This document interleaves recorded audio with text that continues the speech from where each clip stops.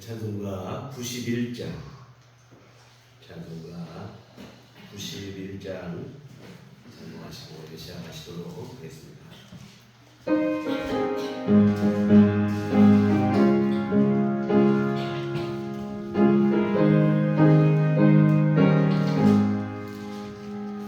슬픈 마음 있는 사람 예수 이름 믿으면 영원토록 변함없는 기쁜 마음 얻으리. 예수의 이름은 세상의 소망이요. 예수의 이름은 천국의 기쁨일세.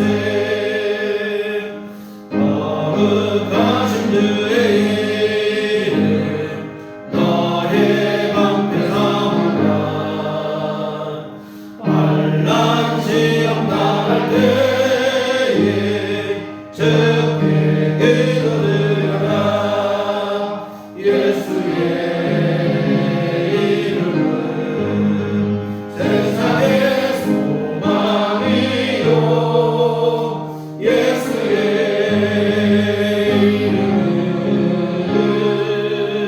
천국의 기쁨일세. 존귀하신 주의 이름 누리 기쁨되도다. 주의 품에 안길 때에 기뻐 찬송 부르리. 예수의 이름은 세상의 소망이요. 예수의 이름은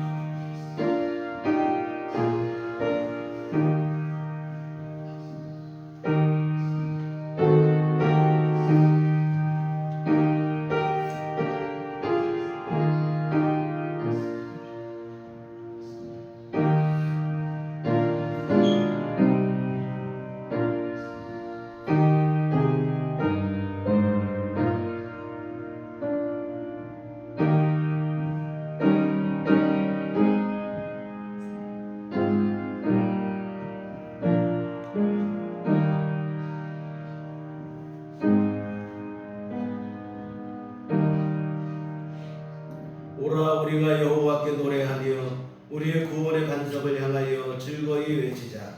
우리가 감사함으로 그 앞에 나아가며 시를 지어 즐거이 그를 노래하자. 여호와는 크신 하나님이시요 모든 신들보다 크신 왕이시기 때문이로다. 땅의 깊은 곳이 그의 손안에 있으며 산들의 높은 것도 그의 것이로다. 바다도 그의 것이라 그가 만드셨고 육지도 그의 손이 지으셨도다. 아멘. 다 같이 자리에 일어나셔서 찬송가 29장 찬송가 29장 찬송하시겠습니다.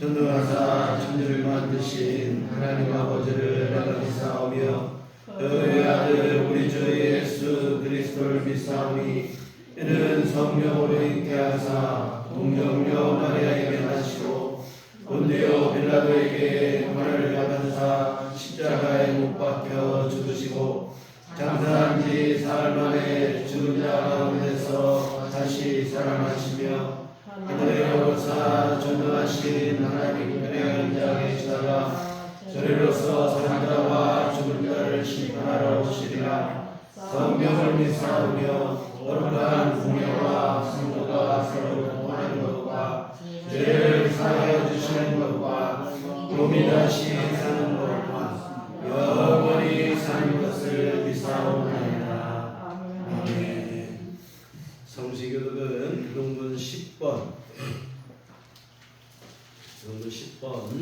10편 16편 말씀을 들어가시도록 하겠습니다.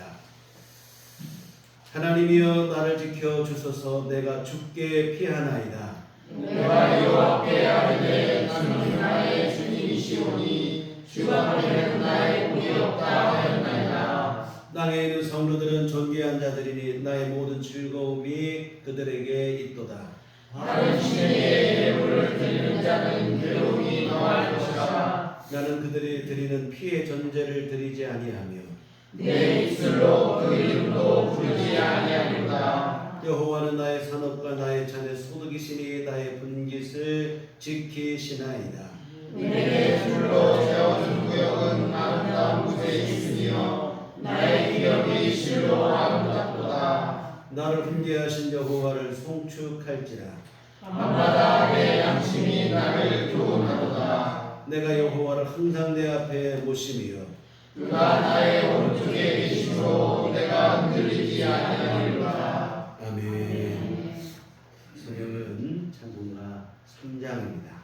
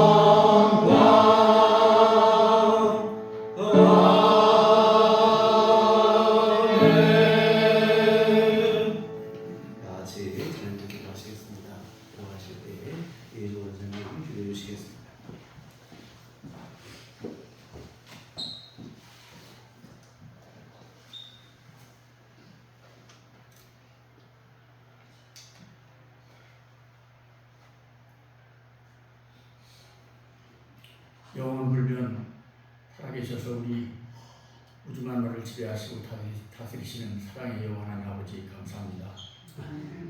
영원한 시간 속에서 이 세상에서 한순간을 잠시 살다가 하늘나라로 가야만 하는 하루살이와 다를 바 없는 인생길에서 하나님을 만나게 되고 천국에 대한 소망을 가지고 믿음 생활을 하게 하시니 정말 감사합니다.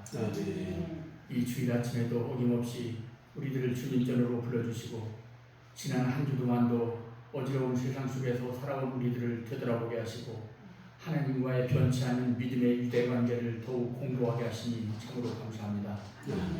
바라옵기는 하나님 앞에 우리 인간들이 연약하여 늘 세상의 불순한 유혹에 빠지기 쉽고 죄에 물들기 쉬운 존재이지만 이를 이겨내고 온전한 신앙인으로서의 삶을 살아갈 수 있도록 주님이 늘 우리의 길라자리가 되어 주시옵소서. 한치 앞도 내다볼 수 없는 소용돌이 치는 세상 속에서 우리의 생명을 주님께서 늘 든든한 하나님의 안전망으로 지켜주시옵소서. 가난한 심령과 건강한 육신으로 주님을 모시는 일이 하나님을 기쁘게 하는 일이요 세상의 빛이 되는 일이오매 우리 믿는 자들이 불신자들보다 더욱 화평한 심령을 갖게 하시고 더욱 건강한 육신을 가지고 하나님 사역에 임하게 하여 주시옵소서. 또한 우리 믿는 자들이 경제적 약자로 살아가는 것이 하나님 앞에 자랑거리도 아니요 축복도 아니오니 하나님께서 우리 믿는 자들에게 더욱 큰 물질적 축복도 내려주셔서 우리들이 안정적이고 균형적인 믿음 생활을 할 수 있도록 도와주시옵소서. 정신적으로도 우리의 심령을 풍성하게 하여 주시고 물질적으로도 우리의 일상생활을 풍족하게 하셔서 우리의 믿음이 더욱더 동반상승할 수 있는 에너지가 되게 하여 주시옵소서. 병으로 고통을 받는 성도와 송사로 어려움을 당하는 성도와 여러가지 가정사로 어려움을 당하는 성도에게도 주님의 놀라운 능력으로 치유해 주시고 승리로 해결케 하여 주시옵소서. 사랑의 주님, 특별히 호국 보훈의 달 6월에 우리들이 조국 대한민국을 한 번쯤 다시 생각하게 하고 감사하게 하고 기도하게 하여 주시옵소서. 오랜 역사 속에서 수많은 외침과 고난을 이겨내고 굳건한 모습으로 자유민주주의 대한민국을 만들어주시니 참으로 감사합니다. 오랜 세월 자랑스러운 대한민국이 만들어지기까지 조국을 위해서 희생한 수많은 애국자들 앞에 진정 감사하게 하시고 그 유가족들을 위해서 주님께서 의료의 손길로 어루만져 주시옵소서. 또한 대통령을 비롯한 모든 정치인들이 진정 국민을 섬기는 마음으로 헌신하게 하시고 정의와 공의가 넘치는 사회가 되게 하여 주시옵소서. 한반도의 전쟁의 공포와 긴장을 야기시키며 도발을 일삼는 저 북녘 땅에도 주님의 놀라운 능력으로 평화가 찾아오게 하여 주시옵소서. 이 시간 목사님을 통해서 하나님의 귀한 말씀을 대언하실 때 생명력이 넘치는 말씀이 되게 하시고 우리들이 말씀 앞에 변화되어지는 작은 미랄이 되게 하여 주시옵소서. 이 시간 예배로 사정으로 인하여 예배에 임하지 못하는 형제 자매들을 주님께서 긍휼히 여기시고 보살피시고 주의 심령 안에서 예배 후에 함께 하시기를 간절히 원합니다.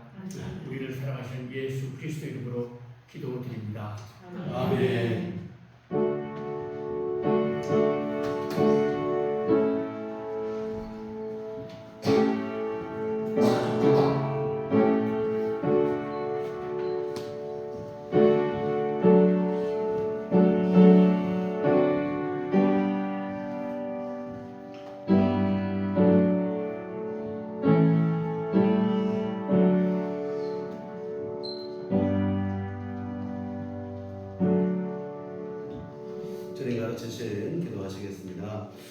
하늘에 계신 우리 아버지여 이름이 거룩히 여김을 받으시오며 나라의 마옵시며 뜻이 하늘에서 이룬 것 같이 땅에서도 이루어지이다. 오늘날 우리에게 용할 양식을 주옵시고 우리가 우리에게 죄 지은 자를 사하여 준 것 같이 우리의 죄를 사하여 주옵시고 우리를 시험에 들게 하지 마옵시고 다만 악에서 도와주소서. 내게 나라와 권세와 영광이 아버지께 영원히 싸움나이다. 아멘. 사무엘하 13장 1절로 6절 말씀, 구약성경 사무엘하 13장 1절에서 6절까지 말씀을 함께 봉독하시도록 하겠습니다. 그 후에 이 일이 있으니라. 다윗의 아들 압살롬에게 아름다운 누이가 있으니 이름은 다말이라. 다윗의 다른 아들 암논이 그를 사랑하나 그는 처녀이므로 어찌할 수 없는 줄을 알고 암논이 그의 누이 다말 때문에 무라고 말미암아 병이 드니라. 암논에게 요나단이라 하는 친구가 있으니 그는 다윗의 형 시므아의 아들이요 심히 간교한 자라. 그가 암논에게 이르되 왕자여 당신은 어찌하여 나를 이렇게 파괴하여 가느냐 내게 말해주지 아니하겠느냐 하니 암논이 말하되 내가 아우 압살롬의 누이 다말을 사랑합니다 하니라. 요나단이 그에게 이르되 신상에 누워 병든 채 하다가 네 아버지가 너를 부러우거든 너는 그에게 말하기를 원하건대 내 누이 다말이 와서 내게 떡을 먹이되 내가 보는 데에서 떡을 차려 그의 손으로 먹여주게 하옵소서 하니 암논이 곧 누워 병든 채 하다가 왕이 와서 그를 볼 때에 암논이 왕께 하되 원하건대 내 누이 다말이 와서 내가 보는 데에서 과자 2개를 만들어 그의 손으로 내게 먹여주게 하옵소서 하니. 우리 주님의 은총과 평강이 교회 여러분과 늘 함께 하시기를 기원합니다. 한 달여 만에 사무엘서 강해로 다시 돌아오게 됐습니다. 우리가 마지막으로 살펴본 내용은 뭐였냐면 다윗의 범죄였습니다. 충성스러운 장수였던 우리아의 아내 밧세바와 불륜을 저질렀습니다. 그 죄를 감추기 위해서 거짓 조작을 시도하고 여의치 않자 아예 우리아 장군을 죽이기까지 했습니다. 그냥 죽인 것도 아니고 우리아 장군의 충성심을 역으로 이용하여 적군의 손을 빌려 죽이는 아주 파렴치하고도 끔찍한 죄를 저질렀습니다. 우리가 평소 알고 있던 다윗의 신실한 모습과는 전혀 어울리지 않는 그런 행태인데요. 그런데 더 안타까운 것은 이런 범죄를 저지르고도 다윗이 회개하지 않았다는 것입니다. 불륜으로 인해 잉태된 아이가 태어날 때까지도 회개하지 않았어요.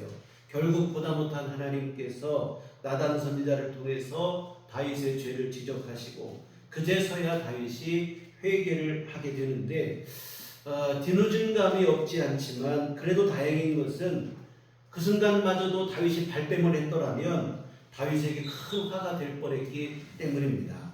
이 죄를 지은 것도 잘못이지만 회개해야 될 때 회개하지 못하는 것은 더 큰 화가 됩니다. 더 이상 소망이 없기 때문이죠. 이와 같은 다윗의 이 즉각적이고 진심 어린 회개에 하나님께서도 다윗에게 용서의 은총으로 화답을 해주셨습니다. 그런데 이런 죄를 짓고 회개하고 용서받고 이러한 일이 있은 후에 다윗의 집안에 불미스러운 일들이 끊이지를 않아요. 오늘 본문은 어떻게 시작합니까? 그 후에 이 일이 있으니라는 말로 시작을 하고 있는데 13장 이후의 기록은 다윗의 집안에 일어났던 참 상상조차 할 수 없는 형제간의 간음, 살인, 또 아버지에게 반역하는 일들, 이러한 일들에 대한 기록인데 이 모든 불미스러운 일들이 어디에서 촉발되었느냐? 다윗의 범죄와 무관하지 않다는 그런 의미의 연결구, 그 후에 이 일이 있으니라 이 말이죠. 다윗의 범죄와 이런 불미스러운 일들 사이에 연관이 있다는 거예요. 흔히 하는 말처럼 상처는 아물어도 흉터는 남기 마련입니다. 나무에 박힌 못을 빼낼 수는 있으나 그 못자국은 어쩔 도리가 없죠. 마찬가지로 죄를 용서받은 것과 그 죄의 후유증은 또 다른 얘기가 되는 것 같아요. 하나님께서 죄를 용서하신다고 해서 모든 것이 완전히 다 그냥 끝나는 건 아니고요. 물론 정죄함 받음으로 인한 영원한 멸망과 저주는 사라지게 되지만 그러나 죄에 따른 징계는 어쩔 도리가 없는 것 같아요. 여하튼 오늘 다윗의 집안에 일어났던 불미스러운 일들을 한번 살펴보시는데 오늘 우리가 보신 말씀 시작은 다윗의 아들 암논에 대한 얘기인데 암논은 다윗의 큰아들입니다. 근데 암논이 어찌된 일인지 이복 여동생인 다말을 사랑하게 돼요. 참 이상한 일이죠. 아무리 이복 형제라도 한 아버지의 자식인데 근데 그 여동생을 좋아하게 되세요. 너무나 좋아하는 나머지 병이 될 정도로 그때 암논의 친구 요나답이라는 사람이 암논의 사정을 알고는 아주 괴악한 꾀를 제안합니다. 너 뭐 걱정하냐? 걱정하지 말라는 거예요. 아픈 척하고 있어라. 그러면 내 아버지가 너를 병문안 오지 않겠느냐. 그러거든 네 아버지에게 부탁을 하는 거예요. 내가 내 여동생 다말이 와서 음식을 만들어 나에게 먹여주면 나을 것 같다. 이렇게 얘기하라는 거예요. 그리고 다말이 왔으면 다말이 오면 그때 기회를 엿보라. 이런 얘기를 하는 거예요. 이 정말로 사악한 꾀죠. 사실 요나답은 다윗의 사촌이에요. 근데 이런 말도 안 되는 추악한 꾀를 제안한 것입니다. 이것은 암논을 도와주는 게 아니에요. 도와주는 게 아니라 사실은 사지로 몰아넣는 일입니다. 정말로 좋은 친구였더라면 어떻게 해야겠습니까? 너 이거 말도 안 되는 그런 생각을 하고 있느냐? 일깨워줘야죠. 정신 차리게 해줘야 되는데 근데 오히려 이 요나답은 부채질을 하고 있는 거예요. 앞에서도 말씀드렸지만 암논은 다윗의 큰아들입니다. 그러면 다윗의 대를 이을 왕자라 이 말이죠. 앞으로 일어날 이런 일이 아니었더라면 왕이 될 수 있는 사람이었습니다. 그런데 친구 하나 잘못 두고 자신도 잘못 생각도 했긴 했지만 그러다 보니까 파멸로 들어서고 마는 거예요. 우리가 여러분 생명이 되는 친구를 사귀어야지 파멸로 이끄는 친구는 안 됩니다. 신앙 안에서 서로에게 권면하고 응원하고 기도해 줄 수 있는 친구가 있다면 이보다 더 귀한 일은 없을 것이라 이 말이고 이런 친구가 사실은 진짜 친구입니다. 죄 짓는 일에 한패가 되어서 부채질을 하는 사람은 친구가 아니라 오히려 원수로 보는 게 맞을 것입니다. 여하튼 요나답의 괴악한 제안을 암논은 그대로 실행을 하는 거예요. 아버지에게 간청을 하고 아버지의 요청에 따라 자신을 돌보러 온 여동생 다말을 겁탈을 하고 만 거예요. 참 이것은 인면수심의 끔찍한 죄악이죠. 사람의 탈을 쓰고 짐승 같은 짓을 저지른 것인데 그런데 이렇게 겁탈을 하고 난 후에는 완전히 돌변을 하는 거예요. 너 더 이상 꼴도 보기 싫다며 썩거지라며 여동생 다말을 집에서 내쫓아버립니다. 그리고 다시 들어오지 못하도록 아예 문빗장을 걸어 잠궈버리는 거예요. 마치 우리가 사건 사고 보다 보면 성폭행을 한 다음에 살인을 저지르는 일들이 많이 있잖아요. 그와 똑같은 맥을 같이 하고 있는 일입니다. 이거는 진정한 사랑이 아니죠. 한순간의 욕정일 뿐이다 이 말입니다. 그러니 끝나고 나면 이렇게 돌변을 하는 거예요. 여하튼 상황이 이렇게 됩니다. 그러자 가장 격분한 사람은 누구냐면 다말이라는 사람과 같은 어머니의 자식이 있어요. 누구냐면 압살롬입니다. 다말과 동복 남매인 압살롬이 화가 나죠. 자기 여동생의 일로 정말 분을 주체할 수 없는 상황이 되는 거예요. 이복 형에게 겁탈을 당하고 그 후에는 완전히 버림받은 신세가 된 것을 알자 화가 머리끝까지 치밀어 오르죠. 그러나 이 압살롬이 일단은 참습니다. 성질대로 섣부르게 대응하는 우를 범하지 않아요. 암논에게 가서 왜 그랬냐면 따질 수도 있지만 화를 낼 수 있지만 아무 반응을 보이지 않고 그냥 쥐죽은 듯이 가만히 있는 겁니다. 차분하게 기회를 엿보는 거예요.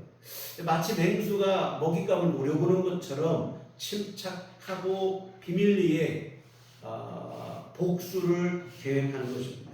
이 압살롬이 뒤에 다시 보시겠지만 아주 주도면밀한 사람입니다. 이와 같은 기회를 엿보기를 몇 년 하냐? 2년 동안을 기다리는 거예요.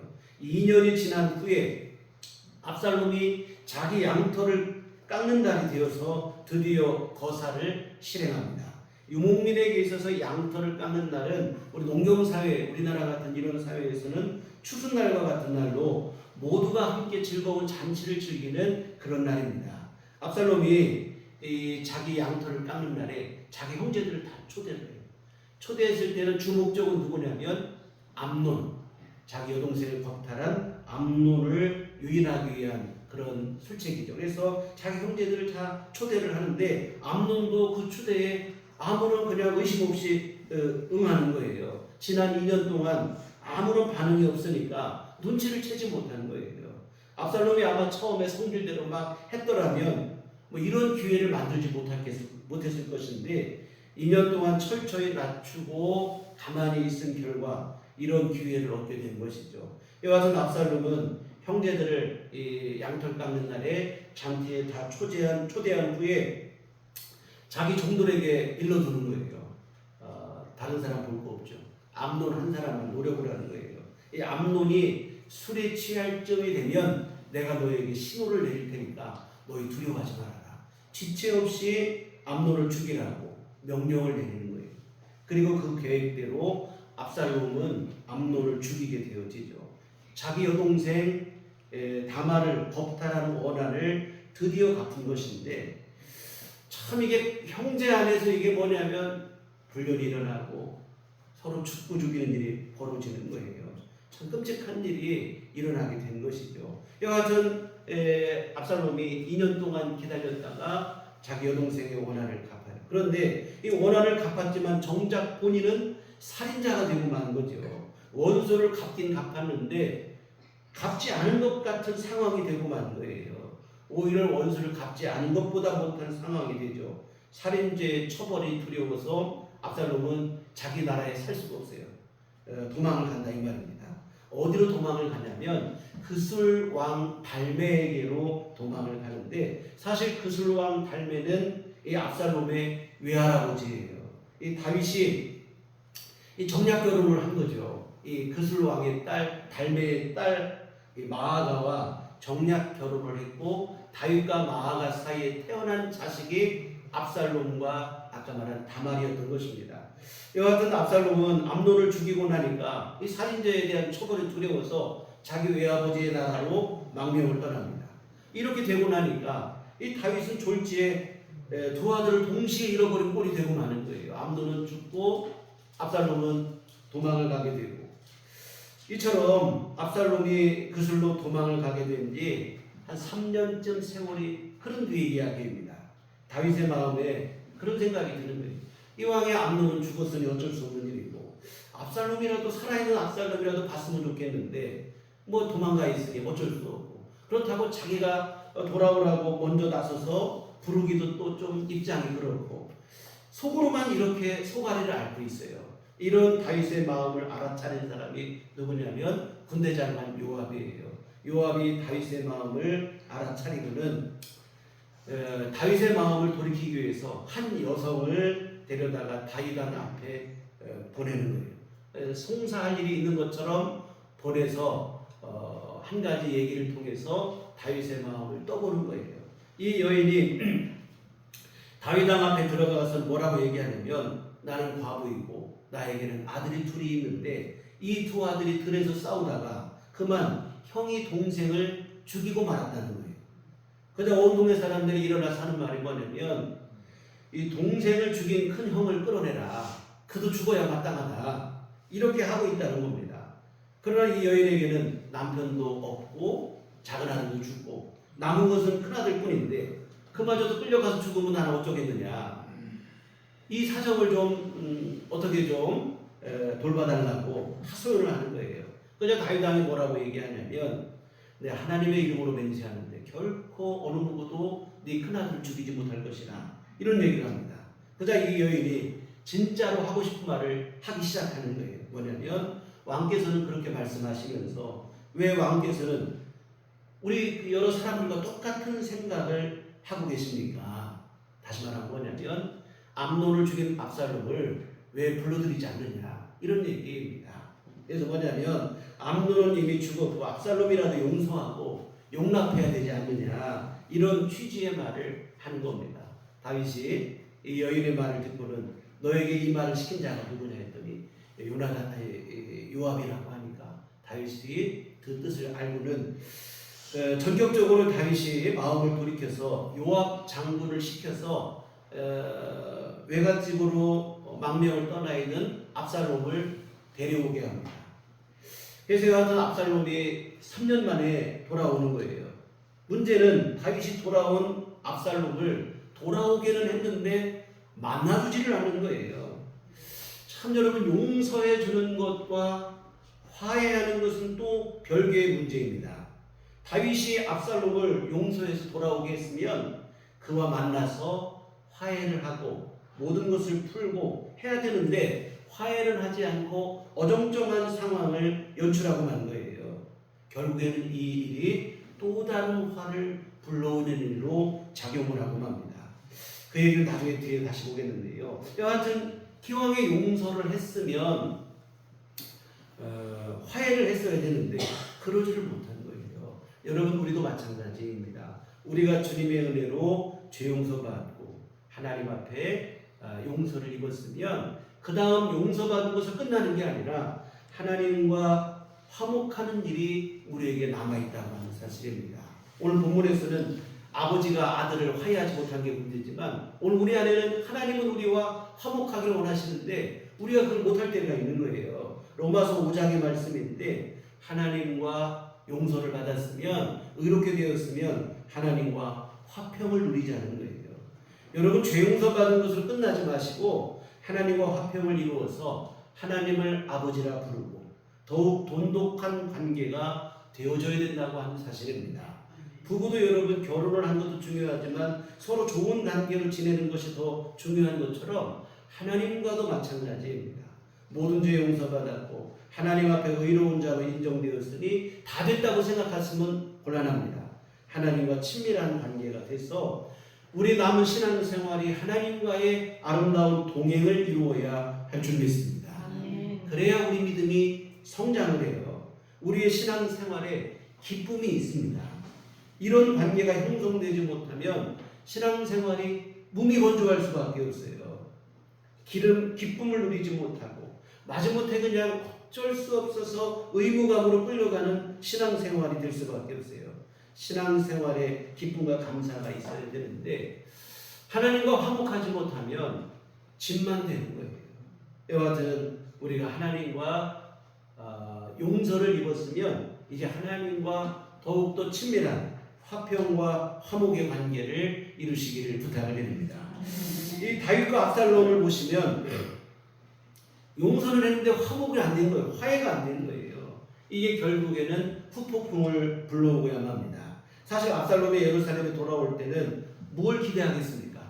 이제 드디어 내가 아버지와 화해를 하게 되는구나. 이런 기대를 하고 오죠. 그런데 이런 기대로 왔는데 아버지는 정작 아들을 만나주지도 않는 거예요. 얼굴도 보지 못하고 오자마자 네 집으로 가라 하고는 도무지 만나주지를 않는 겁니다.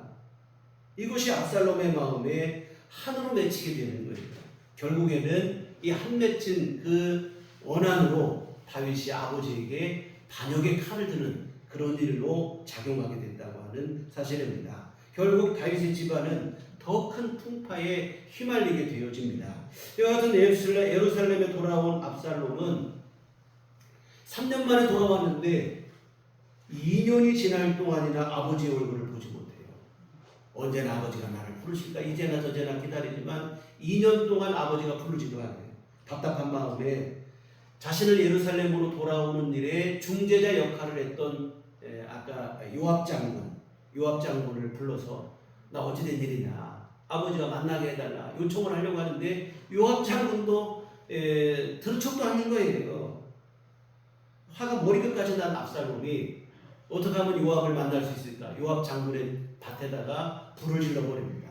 그러니까 요압이 압살롬에게 따지러 가는 거예요. 왜 너 내 집 내 밭에다 불을 지느냐 따지러 오니까 그때 압살롬이 요압 장군에게 자신의 답답한 사정을 토로하는 거예요. 나 이럴 바에 뭐하러 내가 예루살렘에 돌아왔냐.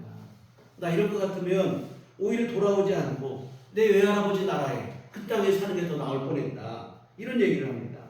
이에 요압이 압살롬의 사정을 알고는 아버지 다윗과의 만남을 중간에서 연결을 해서 성사를 시켜줍니다. 그래서 예루살렘에 돌아온 뒤 2년 만에 아버지를 만나고 서로 얼굴을 마주하고 화해를 하게 되는데, 그런데 이미 너무 늦은 만남이라고 하는 것입니다. 표면상으로는 아버지와 다시 만나서 그간의 일들을 다 뒤로하고 화해를 한 것처럼 보이지만 압살롬의 마음에는 한이 맺힐 대로 맺힌 상태예요. 이미 이 한 맺힌 게 풀어지질 않는 거예요. 결국 압살롬은 아버지를 반역할 계획을 세우게 됩니다. 우리가 여러분 아까도 말씀드린 것처럼 용서를 하고 화해하는 일, 하나님과 화해를 하기 중요하죠. 우리 사람 사이도 마찬가지예요. 내가 누군가를 용서하고 화해를 하려고 하거든 시기를 놓치지 말아야 돼요. 이왕에 우리가 화해할 거라면 상대방의 마음에 한이 서리기 전에 해야 된다고 하는 사실입니다. 다윗은 압살롬 자기 아들과 화해할 시기를 놓쳐버리고 만 거예요. 결국 평생의 상처로 남는 일을 스스로 자초하고 만 것입니다. 아들은 아버지를 죽이겠다고 칼을 들고 아버지는 그 아들을 방어하다가 자기 군대의 칼로 아들을 죽이게 되고 이런 끔찍한 일이 벌어집니다. 이 화해의 시기를 놓친 결과라고 생각이 들어요. 용서하고 우리가 화해하는 일에 조금 더 적극적이었으면 좋겠다는 생각이 듭니다. 상대방의 마음에 한이 남지 않게 해야 된다 이 말입니다. 특히 우리가 여러분 가족 안에서 가까운 이들 안에서 더욱 그러합니다. 자존심보다 더 중요한 것은 모두의 행복이라 이 말이죠. 자존심 때문에 용서하지 못하고 화해하지 못하고 결국에는 평생의 한을 끌어안고 사는 불행한 일을 자초하기도 한다고 하는 사실입니다. 주님의 십자가 인생으로 용서받은 우리입니다. 예수님의 마음으로 우리도 용서하고 용납하고 화해할 수 있는, 그래서 내 고집 주장을 내려놓고 용서와 사랑으로 하나를 이루었으면 좋겠다는 말씀을 드립니다. 이와 같은 압살롬은 형을 죽이고 망명을 떠났다가 3년 만에 돌아온 지 2년 되도록 아버지를 못하다가 뒤늦게 아버지와 화해를 했지만 이 기간 동안 압살롬의 마음은 아버지에 대한 원한을 품게 되는 거예요. 결국은 아버지를 향해서 참 너무 끔찍한 일이죠. 아들이 아버지에게 칼을 들면서 반란을 일으킨 거예요. 이 반역을 일으키기 위해서 압살롬이 맨 처음으로 한 일은 뭐냐면 민심을 자기 편으로 만드는 일이에요. 다윗이 그간 특별히 정치를 잘못한 사람은 아니다 이 말입니다. 당연히 민심이 다윗 편이라 이 말이죠. 그러니 압살롬이 반역을 성공하려면 우선 민심을 자기 편으로 돌이키는 것이 급선무라는 판단을 하게 되죠. 이 압살롬이 한 일이 뭐냐면 아침마다 성문 곁에 서서 사람들이 재판거리를 가지고 예루살렘 성으로 들어온다 이 말이죠. 그러면 그 사람을 불러서 사정을 들어주는 거예요. 그리고 그 사람의 접근해가지고는 그 마음을 사로잡는 거예요. 내가 네 사정 들어보니까 참 딱하다. 네가 옳다. 근데 문제는 뭐냐?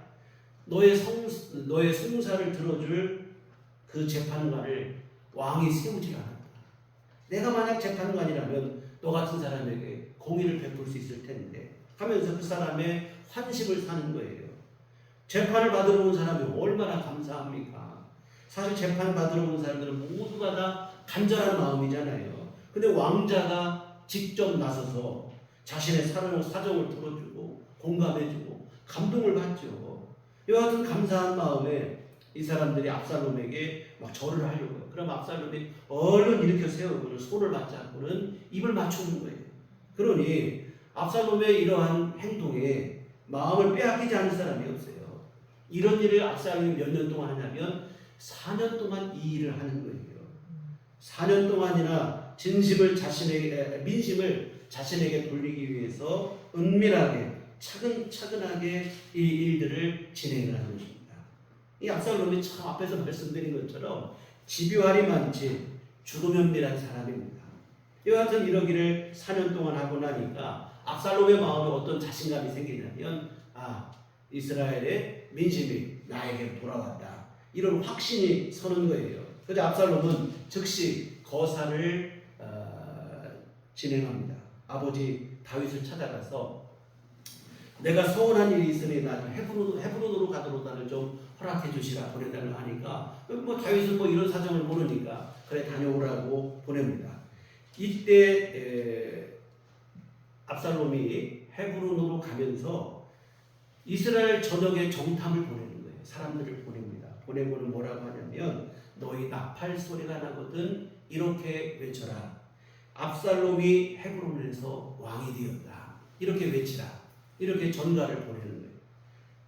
그리고는 압살롬이 본격적으로 세를 결집하기 시작합니다. 우선 한 200명 사람을 초청을 했는데 이 사람들은 다 나름대로 상당한 세력을 가진 사람들을 200명을 모읍니다. 게다가 아히도벨이라는 사람을 자신의 영모에 함께 동원을 시키는데 아히도벨은 누구냐면 다윗의 모사로 지략가입니다. 그런데 그 사람까지도 압살롬에게 돌아오는 거예요. 그러니 압살롬의 세력이 막강할 수밖에 없죠. 성경은 뭐라고 되어 있냐면 반역하는 일이 커가며 압살롬에게로 돌아오는 백성이 많아지리라. 이렇게 기록하고 있어요.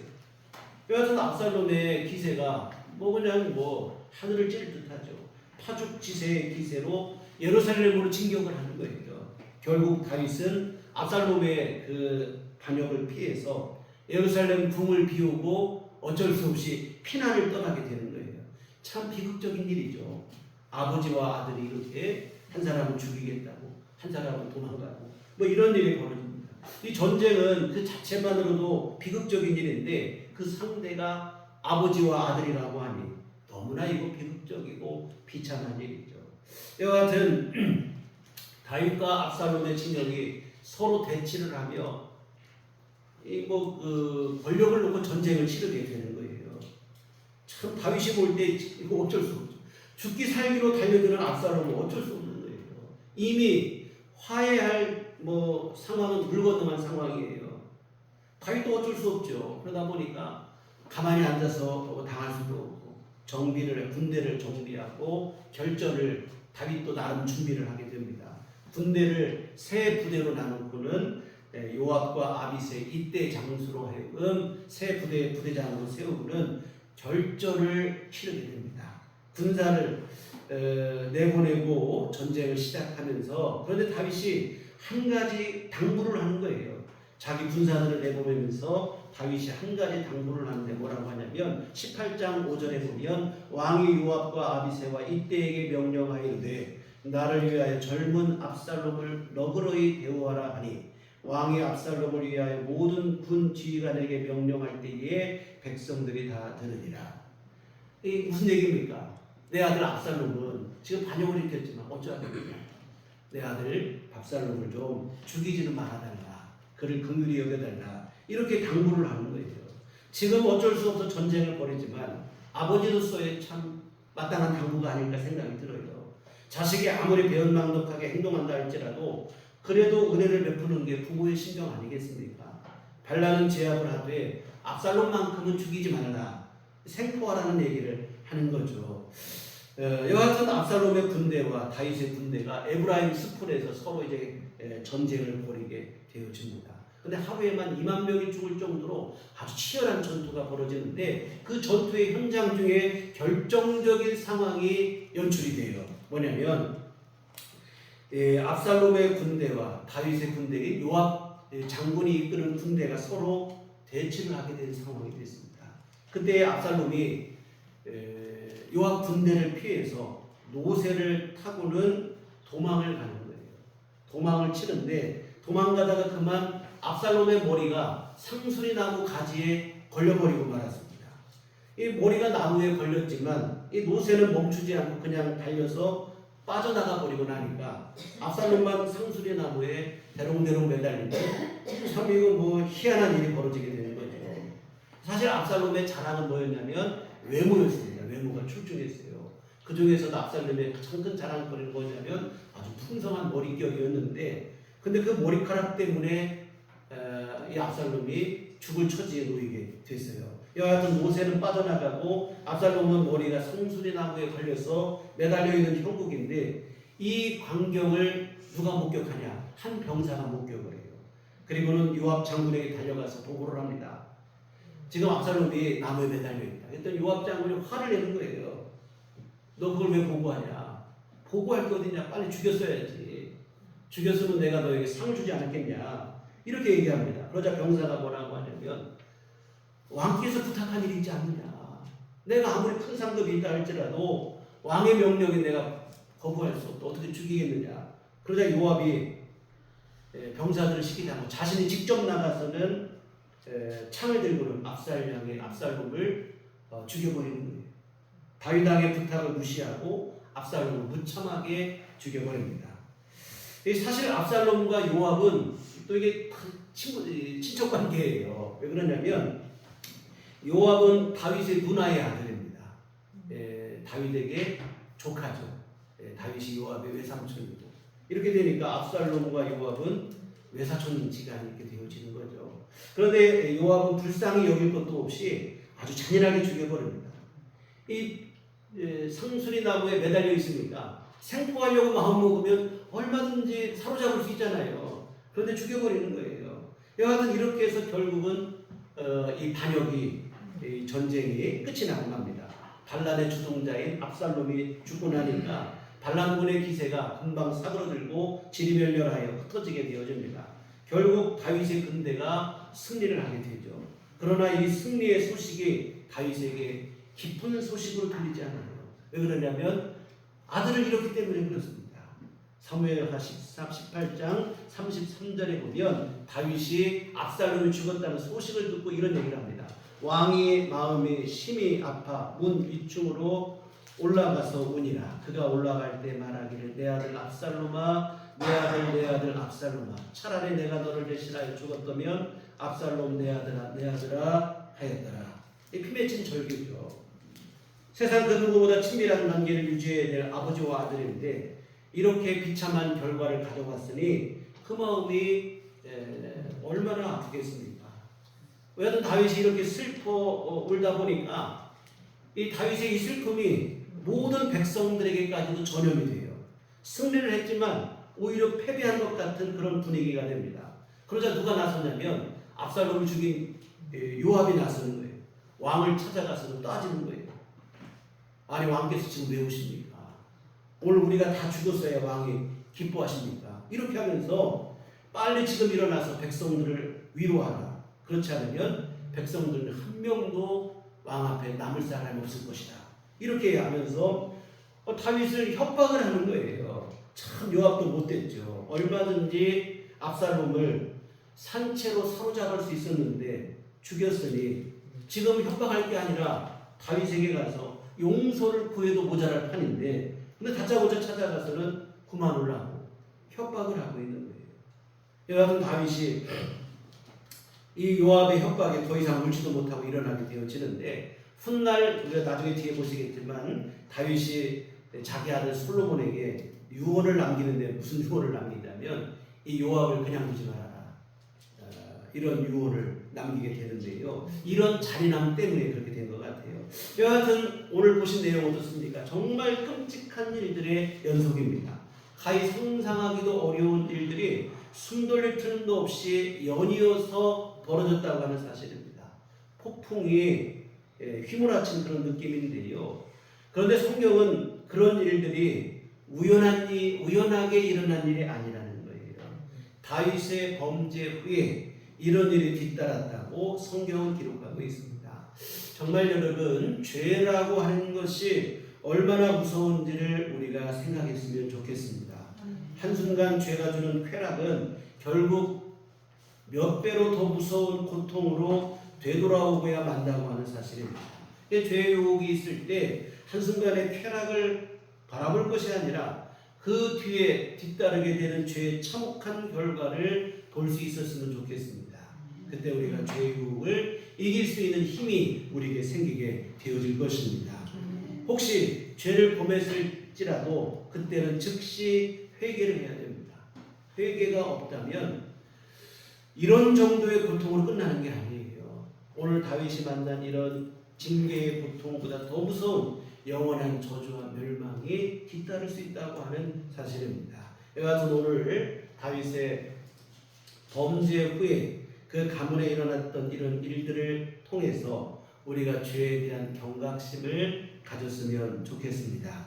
이제 우리가 죄의 유혹과 미혹을 물리치시고 성령의 인도하심 안에서 거룩하고 정결한 삶을 살아가는 우리들 교회 온 교우들 되시기를 주님의 이름으로 축원합니다. 기도하시겠습니다. 하나님 아버지, 저는 오늘 죄의 무서운 결과를 보게 되어집니다. 그러나 회개하지 않고 용서받지 못하면 이보다 더 무서운 영원한 저주와 멸망이 뒤따른다는 사실을 잊지 않게 하여 주시옵소서.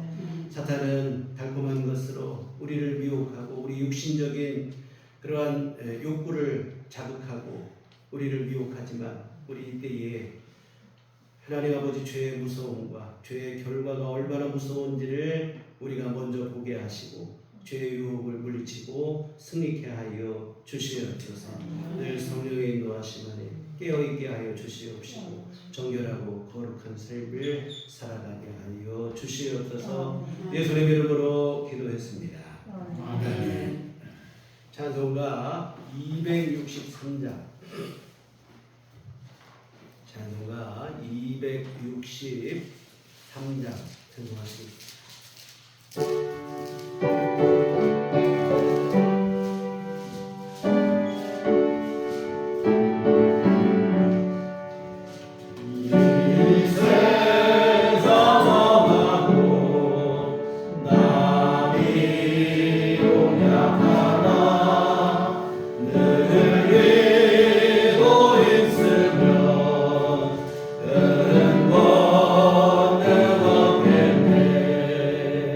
주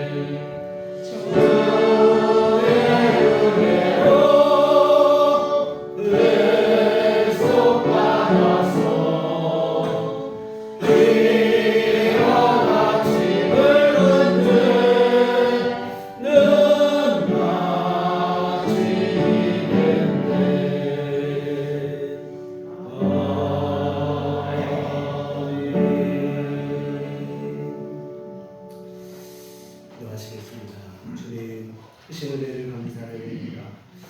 부족하며 연약한 우리 주 예수 그리스도의 십자가 보혈의 공로로 죄에서 구원하시고 하나님의 자녀로 삼아주시며 하나님의 귀하신 불보신 가운데 우리 삶을 지키시고 보호하여 주심을 감사를 드립니다. 이 모든 크신 은총 하나님의 말로 닿을 수 없는 그 크신 사랑하신 감사하며 주님 앞에 이 헌금을 드립니다. 아버지 하나님 기뻐받아 주시옵소서. 이 헌금이 쓰이는 것을 하나님의 거룩하신 뜻 주님의 귀한 일들이 부족하옵도록 도와주시옵소서. 또 아버지 하나님 정성껏 헌금을 드리고 몸과 마음과 시간을 바쳐 주님을 예배한 모든 심령들을 주님 기뻐하여 주시옵소서. 하나님 주의 은혜 베풀어 주시어 주 안에서 제사함 받고 하나님과 자녀가 되었으니 하나님과 더욱더 화목하고 화평을 이루게 하여 주시옵소서. 우리 주 하나님과 아름다운 신앙의 그러한 동행의 삶을 이루어가는 성령 충만한 삶을 살아갈 수 있도록 주께서 늘 지키시고 보호하여 주시옵소서. 날마다 더욱더 성숙한 믿음으로 자라게 하시고 하나님 앞에 거룩하고 정결한 삶으로 우리 삶을 살아갈 수 있도록 하나님 도우시고 함께하여 주시옵소서. 아울러 또 아버지 하나님 우리 육신의 삶 속에도 하나님께서 복을 내려 주시어 아버지 하나님 경제적인 문제 속에서도 주의 도움 얻게 하여 주시어 평안을 누리게 하여 주시옵시고 만족한 삶을 누릴 수 있도록 하나님 모든 것 필요한 것마다 채우시고 함께하여 주시옵소서. 아버지 하나님 건강으로 내려 주시옵소서. 아버지 하나님 날마다 우리에게 세임 주시어서 하루하루 생활하고 활동하고 우리 주어진 일들을 감당하는 데 있어서 어려움과 불편함이 없도록 주여 건강을 지키시고 보호하여 주시옵소서. 평안중에 있는 성도들은 주님의 성령의 역사하신 속에서 모든 병만은 떠나가게 하여 주시옵시고 강건케 하여 주시옵소서. 건강을 회복하게 하시고 아버지 하나님의 도우심 안에 힘있게 활력있게 하루하루를 생활할 수 있도록 도와주시옵소서. 우리 마음속에는 또한 참 평안을 허락하여 주시옵소서. 늘 주님께서 우리 마음을 주장하여 주시어 하늘의 위로와 기쁨이 충만케 하여 주시옵소서. 아버지 하나님 이와 같은 주의 은총과 돌보심 안에 앞으로 한 주간도 주 안에 아버지 하나님 복되게 하여 주시옵소서. 합력하여 선을 이루시는 주님의 은총과 도우심 안에 거하는 한 주간 되도록 도와주시옵소서. 예수님 이름으로 기도했습니다. 아멘. 네, 교회 소식 시간입니다. 우리 주님만 바라봅시다. 네, 우리 7월 첫째 주는 맥주 감사주의로 지킵니다. 6월 오늘 상반기 지나고 하반기 시작하는 이때에 하나님께서 우리에게 베풀으신 은총에 대한 감사의 마음을 드리는 맥주 감사주일인데요. 무엇보다 이때에 우리 맥주 감사주일을 하나님 앞에 감사도 드리고 우리가 전도의 열매도 올려드리고 전도의 기회로도 삼으셨으면 좋겠습니다. 그래서 열심히 전도하시고 그때까지 함께 하셔서 우리 주변에 여러분 하시는 분들 함께 초대해서 같이 예배드릴 수 있는 그런 기회로 삼으셨으면 좋겠습니다. 교회 밖의 집회와 성경 참여를 금하고 교회 중심으로 우리 더 건강하고 건전한 신앙생활 함께 이어가셨으면 좋겠습니다. 우리 다 같이 자리 자리하셔서 서로를 축복하시며 평안을 너에게 주노라 함께 찬양하시도록 하겠습니다.